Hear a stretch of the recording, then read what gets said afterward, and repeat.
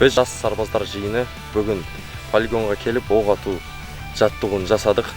100 метрде орналасқан нысанға 9 оқ берілген, 9 оқтың бәрін тигізіп, жақсы деген нәтиже алып, бүгін көңіл күйіміз көтеріліп, осы бір ай бұрын өткен дайындық жаттығу практикаларын өткен кездегі қолданған заттардың бәрін қолданып, офицер сержанттар үйреткен сабақтарының бәрі бізге қажет болды.